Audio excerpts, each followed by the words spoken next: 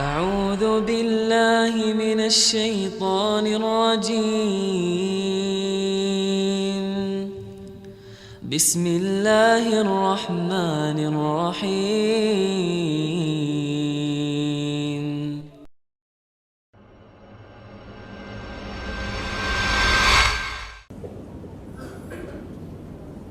Apakah kalau kita mendownload lagu atau semacamnya itu kita dapat dosa atau gimana Ustaz? Jelas. Jelas, ini sudah berapa kali kita jelaskan dalam pengajian. Teman-teman, kalau antum sudah ada di pengajian, mulai sekarang yang didengar adalah pengajian, tilawah Al-Quran. Musik ini dan lagu tinggalkan udah. Tidak akan pernah bertemu musik sama Al-Quran, mustahil. Mustahil teman-teman sekalian. Baik berat, coba lawan dulu. Pakai seminggu, 2 minggu rapi, berdoa sama Allah. Karena memang tidak bisa ketemu ini, tidak bisa ketemu teman-teman sekalian.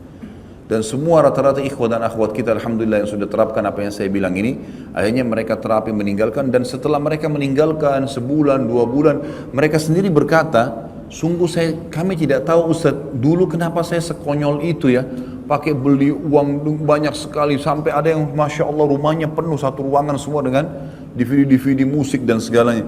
Dia bilang sekarang justru setelah ikut pengajian dan saya tahu, saya alihkan dari pengajian ke pengajian, dari taklim ke taklim. Seperti teman-teman duduk di sini, rasa bertambah iman nggak? Saya tanya sekarang. Hah? Bertambah iman, baik. Kenapa nggak dilakukan setiap saat nih teman-teman sekalian? Kenapa nggak kembali ke mobil sebentar dengerin lagi, masuk apartemen dengar lagi ilmu, materi lain. Syaitan akan mengatakan, sudahlah, tadi kan sudah cukup, sekarang hiburan dengar dangdut. A'udzubillahi minasyaitonirrajim. Enggak, saya mau materi lain. Imam Nawawi belajar teman-teman satu hari 12 kitab di 12 guru gitu kan. Antum mesti satu hari itu dengar 12 materi berbeda. Dengarin ilmu, dari ilmu ke ilmu. Karena ilmu itu tidak akan menambah kecuali kepintaran, keimanan, kebaikan, ketinggian derajat, banyak manfaatnya. Musik itu akan membuat kalau sedih ya sedih, kalau senang ya senang, kalau kalimatnya jahat kita jadi jahat juga. Ya begitu. Bukankah banyak musik-musik lagu-lagu orang non-muslim yang akhirnya saya buka pakaianmu, saya begini, saya begitu, bahasa yang tidak santun sekali. Kira-kira tidak berpengaruh pada orang? Berpengaruh pada orang itu. Berpengaruh gitu kan. Kata-kata cacian dan susah ini semua tidak ada manfaatnya teman-teman sekalian. Maka tidak bisa ketemu antara ini sama ini. Download mulai sekarang ceramah. Dari ceramah ke ceramah, ustadz ini ke ustadz ini, materi ini ke materi ini. Lalu susun dengan rapi, buat seperti kurikulum sendiri. Kalau saya pribadi sudah buat di web kita resmi itu memang web ini kita susun secara rapi.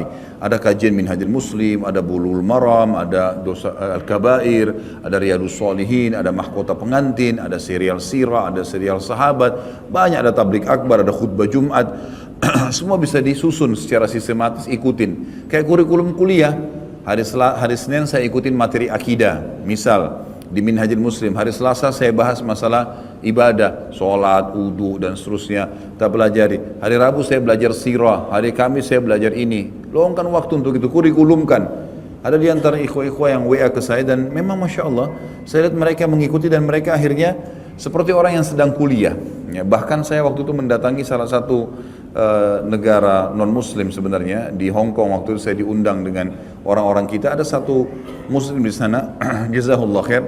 Dia buat semacam sekolah ya untuk orang-orang kita yang kerja di sana dari SD sampai S1. Dan dia jadikan kurikulum ceramah-ceramah saya.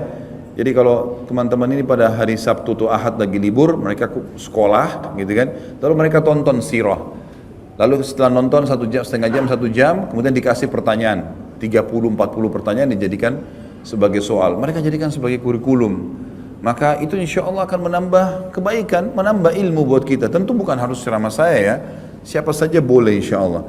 Jadi saran saya, Allah alam, ini musik memang harus ditinggalkan teman-teman. Insya Allah antum akan rasakan manfaatnya pada saat sudah ditinggalkan. Coba terapi seminggu, 2 minggu dan lihat hasilnya.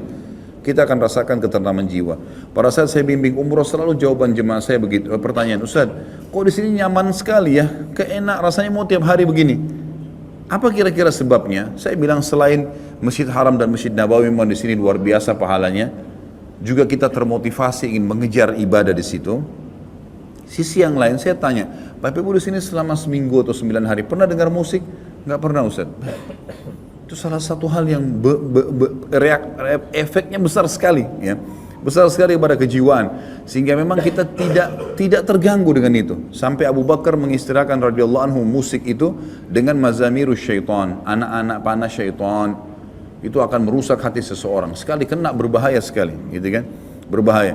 Dan teman-teman yang hafal Quran tahu masalah itu. Kapan mereka dengar musik, maka sangat berpengaruh kepada kualitas hafalannya. Itu memang sudah umum. Jadi orang kalau hafal Quran yang paling pertama diingatkan dua hal. Jangan interaksi sama lawan jenis yang bukan mahram, dan jangan dengar musik. Ada teman saya subhanallah hafal Quran 3 bulan. Dan kata kuncinya dia juhud, dia berusaha, dan dia tinggalkan dua hal tadi.